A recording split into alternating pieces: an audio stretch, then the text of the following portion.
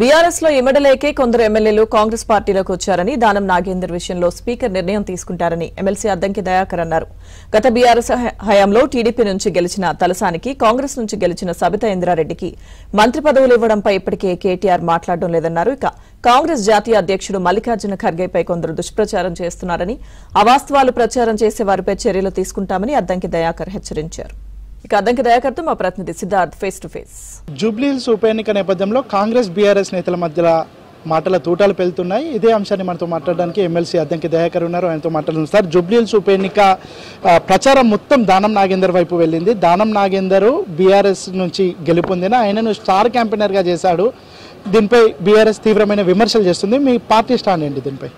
ఇప్పుడు దానం నాగేందర్ గారి ఎపిసోడ్ అంతా కూడా ఓపెన్ బుక్, కొత్తగా ఏం లేదు, అందరికీ తెలిసే జరుగుతున్నది కదా. ఇప్పుడు ఫర్ ఎగ్జాంపుల్ వారు కాంగ్రెస్ పార్టీకి అనుకూలంగా వచ్చి టీఆర్ఎస్ మీద నమ్మకం లేక బీఆర్ఎస్ మీద నమ్మకం లేక వచ్చింది వాస్తవం. ఇక్కడ ఆయన ఏంది ఎంపీగా కంటెస్ట్ చేసింది వాస్తవం, కాంగ్రెస్తో ఉంటున్నది కూడా వాస్తవమే.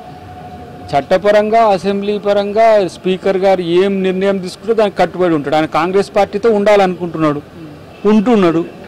దానికి నీకేంటి నొప్పి? ఒకవేళ ఇదే సమస్య అయితే మరి మీరు తలసాని శ్రీనివాస్ యాదవ్ గారిని మంత్రిని చేసిన రేకంగా, తర్వాత సబితా ఇంద్రారెడ్డి గారిని 39 మంది ఎమ్మెల్యేలని దోచుకున్న దొంగలు మీరు మాట్లాడితే ప్రజలు నమ్ముతారా? ఆ రోజు మీరు తీసుకోకపోతే కాంగ్రెస్ నీళ్ళ ప్రశ్నించేటోళ్ళు. ఇక కొంతమంది అంటున్నారు మిత్రులు, వాళ్ళు అట్లా చేసిందనే కదా మిమ్మల్ని ఎన్నుకున్నామని. అంటే మరి వాళ్ళు పార్టీ కాదు ప్రభుత్వాన్ని కూలగొడతామని హెచ్చరికలు చేసిన పరిస్థితి.